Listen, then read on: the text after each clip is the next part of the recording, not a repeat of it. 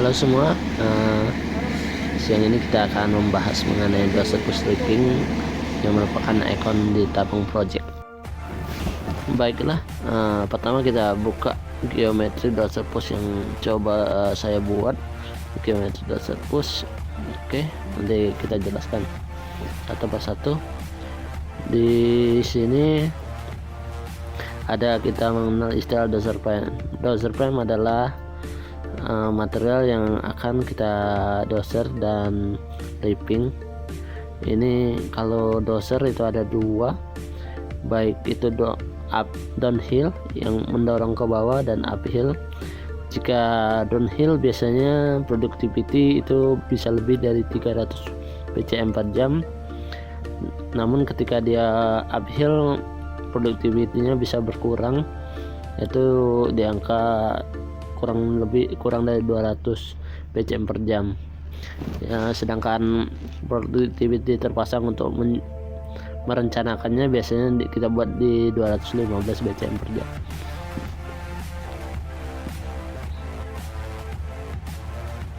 Oke, satu strip doser push yang didorong untuk mencapai distance budget yaitu 50 meter. Nah, di gambar kita bisa lihat sudut OB itu 40 degree, sama dengan sudut OB setelah didorong. Ketinggiannya single slope itu 20 meter. Nah, ketentuan dari government kan harusnya itu di kurang lebih 10 meter ya yang harus bend, namun ini bisa terjadi jika ada kajian teknisnya. Oke, untuk sudut call-nya di 75 degree. Jarak horizontal, kita sebut ini jarak horizontal ketika doser mendorong itu 25 degree. Karena apa? Itu jarak horizontal, kan ada persinggungan antara batu bara dan sudut spoil dari disposal doser. Itu yang kita akan ambil, itu dinamakan wedges, sudut antara persinggungan. Nah, dari sudut horizontal itu kemudian didorong uphill 17 degree dari wedges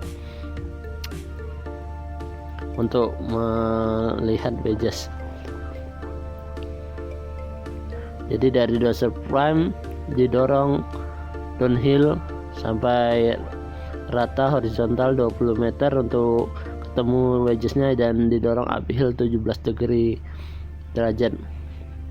Oke, jarak strip batu bara yang akan dibuka 50 meter, dan jarak ini juga jarak void yang tersedia juga 50 meter. Nah, yang di boundary merah adalah disebut DPS, doser push spoil, atau doser push damnya lah, dorongan damnya.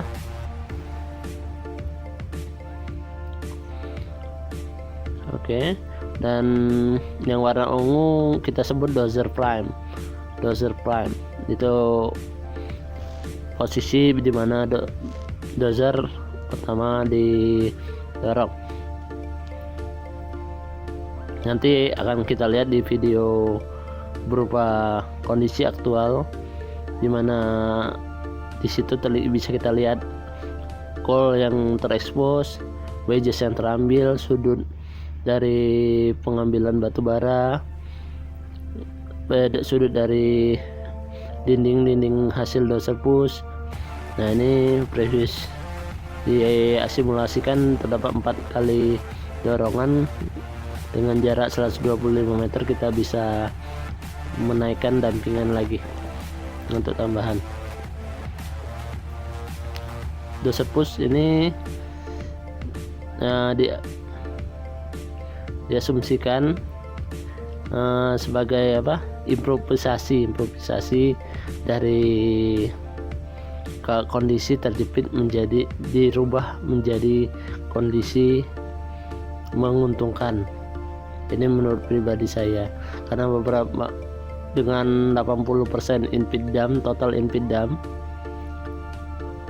ketidakadaan disposal bisa dirubah menjadi keuntungan, karena dari segi kontraktor dan owner juga ini menguntungkan karena lebih efisien. Oke, total load surplus ini dengan 1050 meter 1174 dan total spoilnya 1282 perhitungan menggunakan AutoCAD Body. Dengan total wages yang terambil 184, itu total area handle 15,6%. Ini sangat berhubungan erat dengan cost. Baik, ini kondisi aktual yang tadi kita bilang berhubungan sama cost, karena jarak maksimal itu di 80 meter sampai, kalau tidak salah, kalau untuk menguntungkan itu di 100 meter.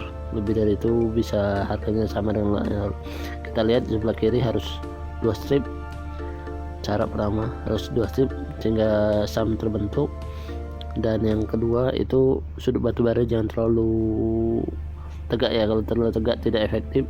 Yang ketiga, ketebalan batu bara ini sangat menentukan surplus. Ini kita lihat, ini sepanjangan ini sebelah kiri kita lihat dinding egg wall yang dirapikan dengan bantuan EXA dan area cool expose yang sedang dimakan, dan sebelah kanan itu antara perbatasan batu bara dan EXA itu pengambilan wedges di area 25 meter yang baik. Ini geometri yang di gambar AutoCAD tadi yang di awal sudah dijelaskan, kita lihat beberapa. Oke, seperti dijelaskan tadi, distance 50 meter itu 50 meter yang didorong untuk menghasilkan sudut budget di 80 sampai 100 meter. Jika lewat dari itu, kemungkinan harga dasar kalau di sini akan lebih mahal, sehingga kenapa 50 meter itu lebih efektif. Sekali lagi, ini bukan ide murni dari saya cuma membantu mengembangkannya, dibantu dengan ya termasuk guru besar saya Pak Thomas Nimmer di sini ya. Ini saya salut kalau mengenai ide murni engineering yang membawanya ke sini. Kenapa? Karena saya tahu kondisi di sini input 80%, dia dalam kondisi sulit, terjepit, bisa membalikan keadaan menjadi suatu hal yang dapat menguntungkan dengan ide rekayasa yang diberikan. Salut. Oke, baiklah, kalau ada adik-adik yang berminat untuk mempelajari ini bisa menghubungi saya di nomor di bawah ini, dan jika teman-teman lain yang mau menerapkan juga di tambangnya bisa juga menghubungi saya, kita bisa sharing knowledge di sana. Mungkin demikianlah. Salam tambang, salam tambang, salam tambang. Ayo.